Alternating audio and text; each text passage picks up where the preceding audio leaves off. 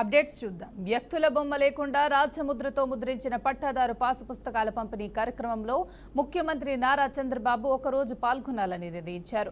రాష్ట్ర వ్యాప్తంగా పట్టాదారు పాసు పుస్తకాల పంపిణీపై వర్చువల్ గా సమీక్ష సమావేశం నిర్వహించారు. రీసర్వే పూర్తయిన గ్రామాల పరిధిలో 22 లక్షల కొత్త పాసు పుస్తకాలను పంపిణీ చేస్తున్నారు. నేడు రాష్ట్ర వ్యాప్తంగా ఎమ్మెల్యేలు, మంత్రుల చేతుల మీదుగా పట్టాదారు పాసు పుస్తకాల పంపిణీ జరిగింది. ఈ నెల 9వ తేదీ వరకు ఈ కార్యక్రమం కొనసాగుతుందని అధికారులు తెలిపారు. తెలంగాణ రాష్ట్రంలో మున్సిపల్ ఎన్నికలకు ప్రభుత్వం, రాష్ట్ర ఎన్నికల సంఘం పూర్తి స్థాయిలో సిద్ధమవుతున్నాయి. రాష్ట్ర వ్యాప్తంగా 117 మున్సిపాలిటీలు, 6 మున్సిపల్ కార్పొరేషన్లకు ఎన్నికలు జరగనున్న నేపథ్యంలో ఓటర్ల జాబితా సిద్ధం చేసే ప్రక్రియ వేగవంతమైంది. 2025 డిసెంబర్ 29 రాష్ట్ర ఎన్నికల సంఘం ఓటర్ల జాబితా తయారీకి సంబంధించి నోటిఫికేషన్ జారీ చేసింది. అభ్యంతరాలు స్వీకరించిన తరువాత జనవరి 10న తుది ఓటర్ల జాబితా ప్రచురితమవుతుంది. ఈ నెలలోనే ఎన్నికల షెడ్యూల్ విడుదలయ్యే అవకాశం ఉందని అధికార వర్గాలు తెలిపాయి. కాగా మరోవైపు సీఎం రేవంత్ రెడ్డి వచ్చే నెల 3 నుంచి జిల్లాలో పర్యటనలు చేపట్టనున్నారు. ఈ క్రమంలో అదే రోజు మహబూబ్ నగర్ జిల్లా జడ్చర్లలో బహిరంగ సభ నిర్వహించనున్నారు. ప్రభుత్వ సంక్షేమ, అభివృద్ధి కార్యక్రమాలను ప్రజలను వివరించడంతో పాటు రాబోయే మున్సిపల్ ఎన్నికల్లో కాంగ్రెస్ పార్టీని బలోపేతం చేయడం ఈ పర్యటన ముఖ్య లక్ష్యమని కాంగ్రెస్ శ్రేణులు తెలిపారు. పంచాయతీ ఎన్నికల్లో కాంగ్రెస్ బలపడిన నేపథ్యంలో మున్సిపల్ ఎన్నికల్లోనూ విజయం సాధించే దిశగా పార్టీ నాయకత్వం కసరత్తు చేస్తోంది. తెలంగాణ శాసనసభలో ఇవాళ మూసీ ప్రక్షాళనపై అధికార విపక్ష నేతల మధ్య మాటల యుద్ధం కొనసాగింది. మూసీ కంపు కంటే ముఖ్యమంత్రి మాటల కంటే ఉందని హరీష్ రావు అనటంతో సభ వేడెక్కింది. అసలు మూసీ సుందరీకరణకు ఎంత ఖర్చు అవుతుందని బీఆర్ఎస్ నేతలు ప్రశ్నించారు. దీంతో మూసీ ప్రక్షాళన కావాలా వద్దా అని సీఎం రేవంత్ రెడ్డి బీఆర్ఎస్ సభ్యులను ప్రశ్నించారు. ప్రజా సమస్యలపై చర్చించడానికి తమకు అవకాశం ఇవ్వలేదంటూ బీఆర్ఎస్ సభ్యులు ఆరోపించారు. గోదావరి నదీ జలాలను ఈ రోజు తరలించుకొచ్చి మూసీ నది, ఈసీ నదిలో వదిలి ఈ రోజు 3 నదుల యొక్క సంగమం చేసి ఈ రోజు అభివృద్ధి కార్యక్రమాన్ని ముందుకు తీసుకెళ్లాలని పనులు ప్రారంభించిన అధ్యక్ష. నాకు తెలిసి గోదావరి నదీ జలాలు రాబోయే 2 సంవత్సరాల లోపలనే మనము గండిపేటకు నీళ్లు తరలించుకొని వస్తాం అధ్యక్ష. ఈ రోజు ఇప్పుడు ప్రాజెక్టు ప్రిపేర్ అయింది. నెక్స్ట్ 3 months లో 31 మార్చి లోపల గండిపేట నుంచి గాంధీ సరోవర్ వరకు, హిమాయత్ సాగర్ నుంచి గాంధీ సరోవర్ వరకు 21 కిలోమీటర్లు కూడా మార్చి 31 లోపల అంచనాలు సిద్ధం చేసి టెండర్లను చేసి first phase of Musi river development front అభివృద్ధి కార్యక్రమాలను ముందుకు తీసుకెళ్లాలనుకున్నాం. ఈ ఫస్ట్ ఫేజ్ కి ఏడీబీ బ్యాంకు 4100 కోట్ల రూపాయలు మనకు రుణం ఇస్తాం. ఈ ప్రాజెక్టులో విషయం ఉన్నది, ఈ ప్రాజెక్ట్ అవసరం ఉన్నది, అభివృద్ధి చేయడానికి మేము బ్యాంకు రుణాలు ఇస్తామని దీనికి సంబంధించి కేంద్ర ప్రభుత్వం కూడా మనకు అనుమతులు ఇచ్చింది. కేంద్ర ప్రభుత్వం అనుమతుల తర్వాత ఏడీబీ బ్యాంకు కూడా ముందుకు వచ్చింది. ఈ రోజు ఈ first phase detail project report దాదాపుగా నెక్స్ట్ 4-5 రోజులు సబ్మిట్ చేసినాము. వాళ్ళు కొన్ని క్లారిఫికేషన్స్ అడిగినారు. ఆ క్లారిఫికేషన్స్ నివృత్తి చేస్తే సంక్రాంతి లోపల ఫస్ట్ ఫేజ్ ఆఫ్ ప్రాజెక్టు కూడా మనకు క్లారిటీ వస్తుంది అధ్యక్ష. రైట్ టు వర్క్ నుండి work only if the central government permits. మా చట్టమేమో రైట్ టు వర్క్ అనేటువంటి ఒక హక్కును కల్పిస్తే work only if the central government permits అంటే మీరు పర్మిట్ చేస్తేనే మేము పని చేయాలి, మీరు పర్మిట్ చేస్తేనే మాకు కూలి ఇవ్వాలి. ఇది ఎక్కడ అన్యాయం? ప్రజలు 100 రోజులు పనులు కల్పించుకునే హక్కు నుంచి మీరు కాల్ రైజ్ చేస్తారు. ప్రస్తుత యాక్ట్ ప్రకారం పంచాయతీ మరియు గవర్నమెంట్ బడ్జెట్ ప్రభుత్వం కేటాయిస్తేనే సంవత్సరం ఆశాంతో ఎప్పుడైనా పని కల్పించు డిమాండ్ హక్కు ఆనాడు ఉంటే ఇవాళ no work in peak season. ఏంటి అధ్యక్ష no work in peak season? ఎందుకు ఉండొద్దు పీక్ సీజన్లో? సప్లై అండ్ డిమాండ్ అధ్యక్ష. గౌరవనీయులు మంత్రి గారు మాట్లాడుతూ ఆన్సర్ సిలో ఏమన్నారంటే హెచ్ఎండబ్ల్యూఎస్బి నీటిని హిమాయత్ సాగర్, ఉస్మాన్ సాగర్ లో పంపిణీ చేయడానికి చేపట్టింది. మూసీ నదిలోకి ఎప్పటికప్పుడు విడుదల చేయడానికి 2.5 టీఎంసీలు రిజర్వ్ చేయడం జరిగింది అన్నారు. అంటే స్వచ్ఛమైన గోదావరి జలాలను మూసీలో వదులుతామన్నారు. సంతోషం. మరి ఈ 2.5 టీఎంసీల గోదావరి జలాలు ఎక్కడి నుంచి తెస్తున్నారు? గత ప్రభుత్వం కాళేశ్వరంలో భాగంగా నిర్మించిన మల్లన్న సాగర్ నుంచి నీళ్లు మూసీకి తెస్తున్నారా? ఇంకెక్కడి నుంచైనా గాల్లో నుంచి తెస్తున్నారా? ఆ 2.5 టీఎంసీలు కాళేశ్వరం ప్రాజెక్టులోని మల్లన్న సాగర్ నుంచి వస్తున్నాయా? ఎక్కడి నుంచి వస్తున్నాయో సమాధానం చెప్పండి. మూసీ ఈసా జలాల సంగమ ప్రదేశంలో మహాత్మా గాంధీ బోధనా తత్వాన్ని కొనసాగే విధంగా అంకితమైన ప్రపంచ స్థాయి అనుభవ కేంద్రాన్ని గాంధీ సరోవర్ని అభివృద్ధి చేయాలని ప్రతిపాదించడమైంది అధ్యక్ష.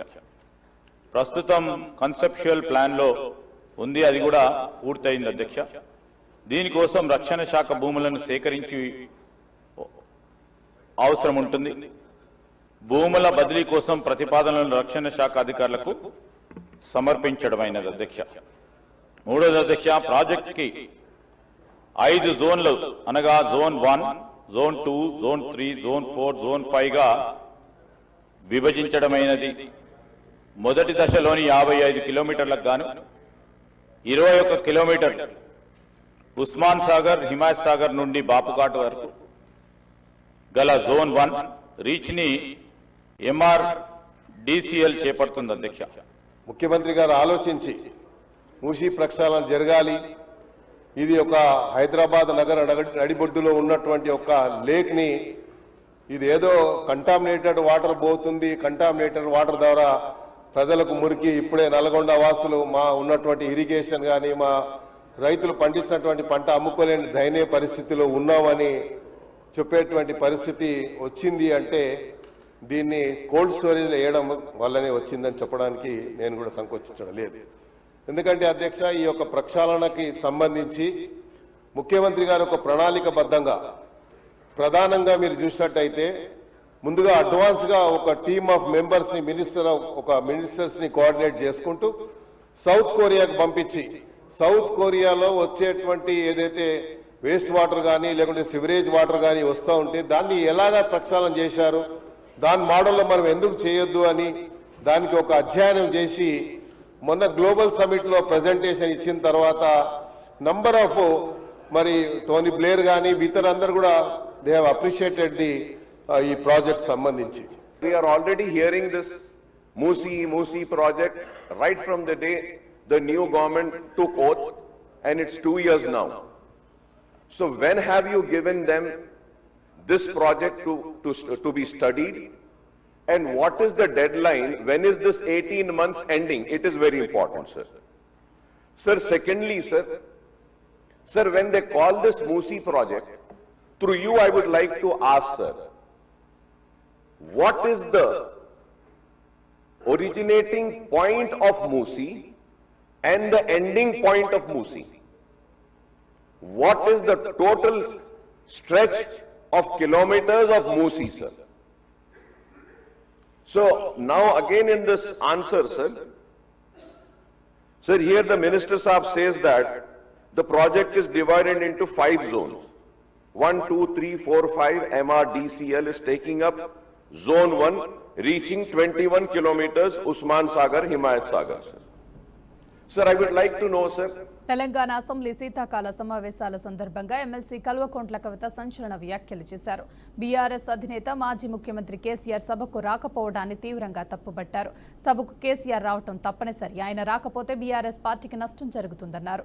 కేసీఆర్ తప్పు చేయకపోతే సభకు రావాలి, సభకు రాకుండా పిల్లకాకుల గురించి మాట్లాడుతూ సమయాన్ని వృధా చేసుకోవద్దని కవిత చెప్పారు. పాలమూరు రంగారెడ్డి ప్రాజెక్టును పక్కన పెట్టిన కేసీఆర్ ను ఉరితీయాలన్న సీఎం రేవంత్ రెడ్డి వ్యాఖ్యలపై స్పందిస్తూ కేసీఆర్ ను ఒక్కసారి ఉరితీయాలంటే రేవంత్ రెడ్డిని 10 సార్లు ఉరితీయాలని అన్నారు. సొంత జిల్లా మహబూబ్ నగర్ కు రేవంత్ ఎన్ని ప్రాజెక్టులు తెచ్చారని ప్రశ్నించారు.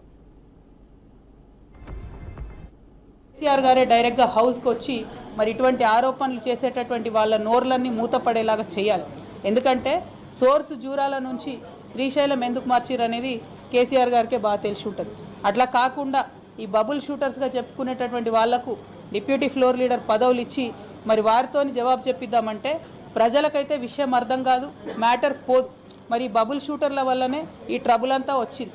ఈ బబుల్ షూటర్ల వల్లనే మొదటి ప్యాకేజ్ దెబ్బపడ్డది. ఈ బబుల్ షూటర్ వల్లనే పాలమూరు రంగారెడ్డి లాంటి ప్రాజెక్టులు చాలా పెద్ద ఎత్తున ఇబ్బంది పడ్డాయి. మళ్ళా వాళ్ళకే పెత్తనం ఇచ్చి వాళ్ళకే డిప్యూటీ లీడర్లు ఇచ్చి మరి అసెంబ్లీకి కేసీఆర్ గారు రాకపోతే మాత్రం బీఆర్ఎస్ పార్టీని ఆ భగవంతుడు కూడా కాపాడలేడు.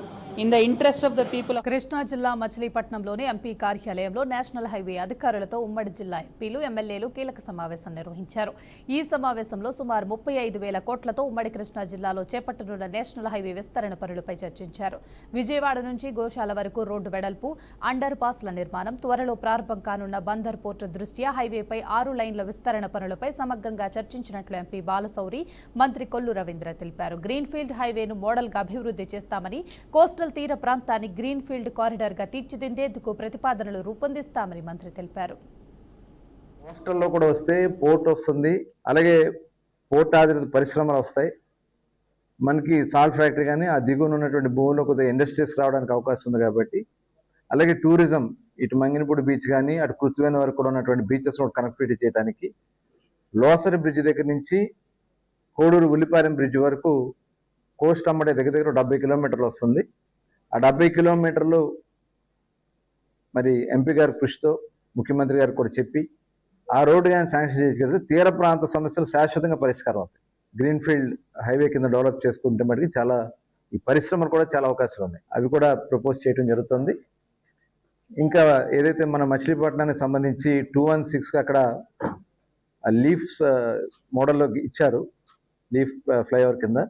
అయితే రైతులు దీని మీద దాన్ని కొద్దిగా మార్పు చేయడం జరిగింది. మొత్తం 4 ROBస్కి మనం ప్రపోజల్స్ పెట్టడం జరిగింది. అవి కూడా ఎంపీ గారి నాయకత్వంలో శాంక్షన్స్ అయిపోయాయి.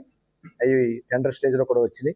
త్వరలోనే ఇంకా మిగతా విషయాలు నేషనల్ హైవే వాళ్ళతోటి ప్రధానమైనటువంటి విషయాలు, ఇప్పుడు మనకి మచిలీపట్నం పోర్టు 1 సంవత్సరంలో రెడీ కాబోతా ఉంది, మనందరికీ తెలుసు. దానికి పోర్టు కనెక్టివిటీ రోడ్ అనేది చాలా ఇంపార్టెంట్. ఆ పోర్టు కనెక్టివిటీ మీద మంత్రి గారు నేను ఇద్దరం కూడా రివ్యూ చేశాం. దాన్ని దాదాపు ఒక 400 కోట్ల రూపాయలతోటి ఈ నెలాఖరు లోపు శాంక్షన్ వచ్చేస్తుంది. కొంత గ్రీన్ ఫీల్డ్ రోడ్డు ఉంది, తర్వాత రైస్ మిల్లు దగ్గర దాకా, అక్కడి నుంచి అండర్ పాస్లు ఎలా రావాలి, అలాగే ఫ్లైఓవర్ ఎక్కడ రావాలి. ఏపీ కాంగ్రెస్ అధ్యక్షురాలు వైఎస్ షర్మిల ముఖ్యమంత్రి చంద్రబాబు ప్రభుత్వం పైన, కేంద్రంలోని ఎన్డీఏ సర్కారు పైన తీవ్ర స్థాయిలో విరుచుకుపడ్డారు. మహాత్మా గాంధీ జాతీయ గ్రామీణ ఉపాధి హామీ పథకంపై NREGA కేంద్రం కుట్రలు చేస్తుంటే సీఎం చంద్రబాబు మౌనంగా ఉండటం దారుణమని ఆమె మండిపడ్డారు. బీజేపీ తెస్తున్న నల్ల చట్టాలకు రాష్ట్ర ప్రభుత్వం చప్పట్లు కొట్టడం అత్యంత సిగ్గుచేటని విమర్శించారు. గ్రామీణ ఆంధ్రప్రదేశ్ అభివృద్ధికి ఉపాధి హామీ పథకం ఊతమిచ్చింది. వైఎస్ రాజశేఖర్ రెడ్డి హయాంలోనే దేశంలోనే తొలి జాబ్ కార్డును మన రాష్ట్రంలోనే అందించాం. ఈ పథకం ద్వారా ఏటా 80 లక్షల మంది పేదలకు ఉపాధి హక్కుగా మారింది అని వెల్లడించారు. దేశంలోనే ఈ పథకాన్ని సమర్థంగా వినియోగించుకుంటున్న రాష్ట్రాల్లో ఏపీ అగ్రస్థానంలో ఉందని తెలిసిన కేంద్రం రామ్జీ పేరుతో కొత్త చట్టం తీసుకొచ్చి దానికి గండి కొడుతుందని ఆరోపించారు. ఈ అక్రమ చట్టంతో రాష్ట్రంపై ఏటా 4,500 కోట్ల భారం పడుతుందని, ఈ నిజాన్ని తెలిసి కూడా చంద్రబాబు ఏమీ మాట్లాడకుండా ఉండటం బాధాకరమన్నారు. వైసీపీ కీలక నేత గన్నవరం మాజీ ఎమ్మెల్యే వల్లభనేని వంశీకి ఏపీ హైకోర్టులో తాత్కాలిక ఊరట లభించింది. బెజవాడ మాచవరం పోలీసులు నమోదు చేసిన హత్యాయత్నం కేసులో తనను అరెస్ట్ చేయకుండా ముందస్తు బెయిల్ ఇవ్వాలని వంశీ దాఖలు చేసిన పిటిషన్పై హైకోర్టు విచారణ చేపట్టింది. ఈ సందర్భంగా వంశీని అరెస్ట్ చేయవద్దంటూ కోర్టు మధ్యంతర ఆదేశాలు జారీ చేసింది. తదుపరి విచారణను వెకేషన్ బెంచ్కు వాయిదా వేస్తూ నిర్ణయం తీసుకుంది. నూతక్కి సునీల్ అనే వ్యక్తి ఈ నెల 17న మాచవరం పోలీస్ స్టేషన్లో వంశీపై ఫిర్యాదు చేశాడు. వల్లభనేని వంశీ అనుచరులు తనపై దాడికి పాల్పడ్డారని, తనను హత్య చేయడానికి ప్రయత్నించారని ఆరోపించాడు. ఈ ఫిర్యాదు ఆధారంగా పోలీసులు వంశీతో పాటు మరో 8 మందిపై హత్యాయత్నంతో సహా పలు సెక్షన్ల కింద కేసు నమోదు చేశారు. కేసు నమోదైన విషయం బయటకు రావడంతో వంశీ ఒక్కసారిగా అందుబాటులో లేకుండా పోయారు. ఆయన అజ్ఞాతంలోకి వెళ్లినట్టు పోలీసు వర్గాలు తెలిపాయి. వంశీతో పాటు ఈ కేసులలో నిందితులుగా ఉన్న ఇతరులు కూడా కనిపించకపోవడంతో వారిని పట్టుకునేందుకు పోలీసులు ప్రత్యేక బృందాలను ఏర్పాటు చేశారు. కొన్ని బృందాలు హైదరాబాద్ కేంద్రంగా గాలింపు చర్యలు చేపట్టినట్టు సమాచారం. చిక్కట్పల్లి లింక్ బ్రిడ్జ్ ను హైదరాబాద్ జిల్లా ఇన్ఛార్జ్ మంత్రి పొన్నం ప్రభాకర్, మేయర్ గద్వాల్ విజయలక్ష్మి ప్రారంభించారు. జీహెచ్ఎంసీ 6 కోట్ల నిధులతో హుస్సేన్ సాగర్ సర్ప్లస్ నాలా మీదుగా చిక్కట్పల్లి దోమలగూడ లింక్ బ్రిడ్జ్ ను నూతనంగా నిర్మించారు. ఈ బ్రిడ్జ్ ద్వారా 10 నిమిషాల్లోనే చిక్కట్పల్లి నుంచి లిబర్టీ చేరుకోవచ్చని మంత్రి తెలిపారు. లిబర్టీకి వెళ్లే పరిసర ప్రాంత వాసులకు ఈ మార్గం చాలా ఉపయోగకరమన్నారు. అశోక్ నగర్ నుంచి దోమలగూడ మిర్యాలగూడ హుసేన్ సాగర్ నాలా లింక్ బ్రిడ్జ్ పనులు ఇప్పటికే పూర్తయ్యాయని మంత్రి వివరించారు. నకిలీ మద్యం కేసులో మాజీ మంత్రి జోగి రమేష్ కు చుక్కెదురైంది. ఆయన సోదరుడు రాములను మరోసారి సిట్ అధికారులు కస్టడీలోకి తీసుకున్నారు. 3 రోజుల పాటు ఇద్దరిని సిట్ విచారించనుంది. గతంలో ఇబ్రహీంపట్నంలో నకిలీ మద్యం తయారీ కేసులో జోగి బ్రదర్స్ ను సిట్ అధికారులు విచారించారు. ఇప్పుడు రెండోసారి వారిద్దరిని కస్టడీలోకి తీసుకుని ఈ కేసుకు సంబంధించి పలు ప్రశ్నలు సంధించే అవకాశం ఉంది. ఈ కేసులో జోగి బ్రదర్స్ రిమాండ్ ఖైదీలుగా ఉన్నారు. తిరుమల పరకామణి కేసుపై ఏసీబీ డీజీ అతుల్ సింగ్ పలు కీలక వ్యాఖ్యలు చేశారు. ఈ కేసు కోర్టు పరిధిలో ఉన్నందున పూర్తి సమాచారం చెప్పలేమని తెలిపారు. కానీ కోర్టు డైరెక్షన్ ప్రకారమే కేసు విచారణ కొనసాగుతుందని స్పష్టం చేశారు. కేసు బుక్ చేసిన తరువాత విచారణ మొత్తం పూర్తి చేయడానికి 15 రోజులు పడుతుందన్నారు. కానీ సిబ్బంది తక్కువగా ఉన్నందున అన్ని కేసులను దర్యాప్తు చేయడం సాధ్యం కాదని తెలిపారు. చిన్న అమౌంట్ ఉన్న కేసులు ఉంటే ఆయా శాఖలకే చర్యలు తీసుకోవాలని రాస్తున్నామన్నారు. అమరావతిలో రెండో దశ ల్యాండ్ పూలింగ్ ప్రక్రియ కొనసాగుతుంది. రాజధాని విస్తరణలో భాగంగా గతంలో సేకరించిన భూముల కంటే మరిన్ని ఎకరాలు కావాలని ప్రభుత్వం ప్రకటించింది. అయితే ఇందుకు రైతులు సైతం ముందుకు వచ్చారు. దీంతో రెండో దశ ల్యాండ్ పూలింగ్ లో పెదపరిమ, వడ్లమాను, వైకుంఠపురం, హరిశ్చంద్రాపురం, పెద్దమద్దూరు, యాండ్రాయి, కన్నపూడి, లేమన్లలో పట్టాతో పాటు అసైన్డ్ భూములను సేకరిస్తున్నారు. మొత్తం 16,666.57 ఎకరాలను రైతుల నుంచి తీసుకుంటున్నారు. వీటితో పాటు 3,828.56 ఎకరాల ప్రభుత్వ భూమిని సైతం అమరావతి విస్తరణకు సేకరిస్తున్నారు. ప్రస్తుతం భూ సమీకరణ కొనసాగుతుంది. ఇందులో భాగంగా శనివారం నోటిఫికేషన్ విడుదల చేయనున్నారు. ఈ ప్రక్రియకు ఫిబ్రవరి 28 తుది గడువుగా ప్రకటించారు. మరోవైపు అమరావతి నిర్మాణ పనులు శరవేగంగా కొనసాగుతున్నాయి.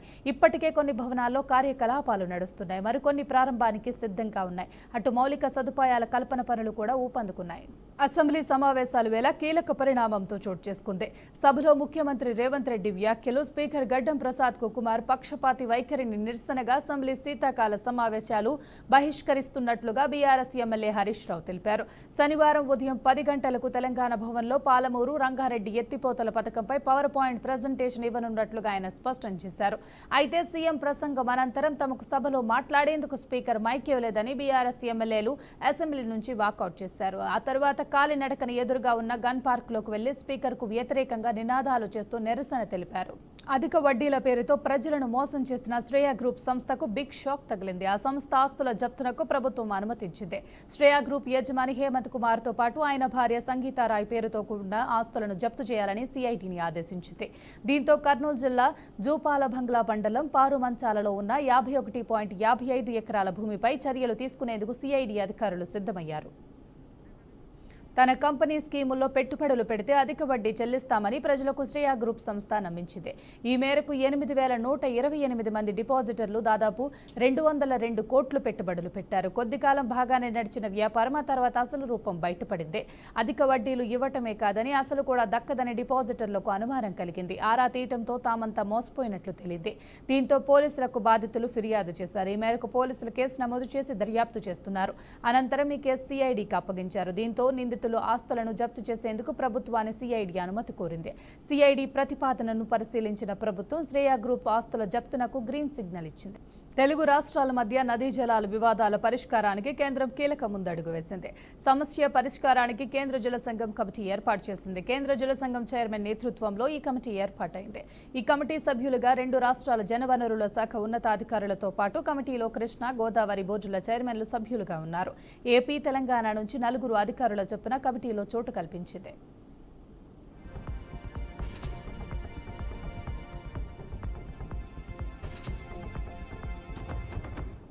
కాగా కేంద్ర జలశక్తి శాఖ మంత్రి సిఆర్ పాటిల్ అధ్యక్షతన గత జూలై 16న ఢిల్లీలో ఏపీ, తెలంగాణ రాష్ట్రాల సీఎంలు చంద్రబాబు, రేవంత్ రెడ్డిలతో నిర్వహించిన సమావేశంలో ఈ మేరకు కమిటీ ఏర్పాటు చేసి సంప్రదింపుల ద్వారా జల వివాదాలను పరిష్కరించుకోవాలని నిర్ణయం తీసుకున్న విషయం తెలిసిందే. ఈ కమిటీలో కేంద్ర జలశక్తి శాఖతో పాటు ఏపీ, తెలంగాణ రాష్ట్రాల అధికారులు, సాంకేతిక నిపుణులను నియమించాలని అప్పట్లో నిర్ణయం తీసుకున్నారు. ఏపీ, తెలంగాణ మధ్య ఇటీవల తీవ్ర వివాదాస్పదమైన పోలవరం, బనకచర్ల, నల్లమల్ల సాగర్ ప్రాజెక్టులతో పాటు ఇతర వివాదాల పరిష్కారానికి ఈ కమిటీ కృషి చేయనుంది.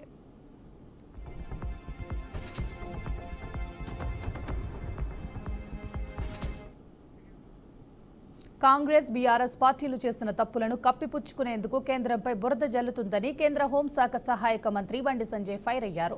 అబద్దాల పోటీలు నిర్వహిస్తే కాంగ్రెస్ బీఆర్ఎస్ కు అవార్డులు ఖాయమని ఎద్దేవా చేశారు. 811 టీఎంసీల కృష్ణా జిల్లాల్లో తెలంగాణకు కేవలం 299 టీఎంసీలు చాలని ఒప్పందం చేసుకున్నదే కేసీఆర్ అని విమర్శించారు. తెలంగాణకు రావాల్సిన వాటాను ఏపీకి దారాదత్తం చేసిందే కేసీఆర్ అని ఆరోపించారు. యూపీఏ సర్కార్ చేసిన విభజన చట్టం పరిమితుల వల్లే తెలంగాణకు అన్యాయం జరిగిందని గుర్తు చేశారు. తెలంగాణకు కాంగ్రెస్ చేసిన అన్యాయాన్ని సరిదిద్దుకుని మోడీ ప్రభుత్వమేనని మోడీ సంజయ్ అన్నారు.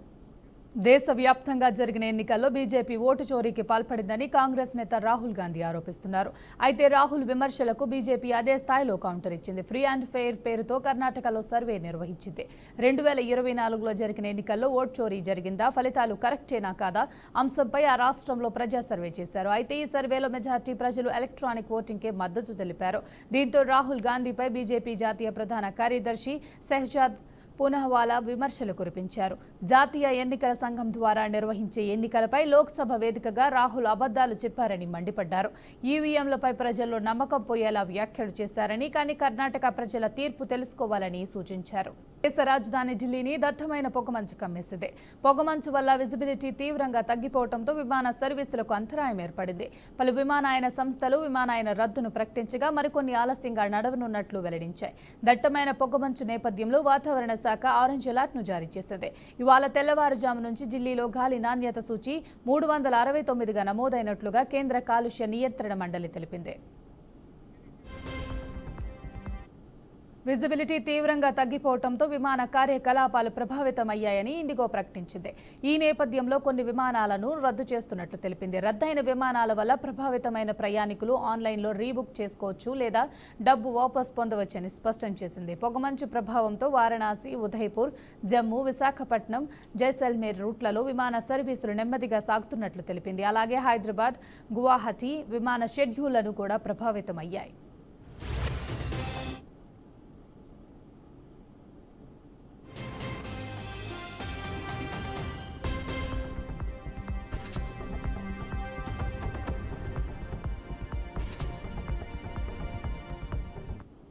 ఇక ఎయిర్ ఇండియా కూడా ఇదే విధంగా ప్రకటన చేసింది. ఢిల్లీతో పాటు ఉత్తర భారతంలో పలు ప్రాంతాల్లో దట్టమైన పొగమంచు, తక్కువ విజిబిలిటీ కారణంగా పలు విమానాలు రద్దయ్యాయని, మరికొన్ని ఆలస్యం అవుతున్నాయని వెల్లడించింది. మరోవైపు హైదరాబాద్ను పొగమంచు కమ్మేయడంతో ఇక్కడ నుంచి పలు ప్రాంతాలకు వెళ్లాల్సిన విమానాలు రద్దయ్యాయని ఏవియేషన్ అధికారులు వెల్లడించారు.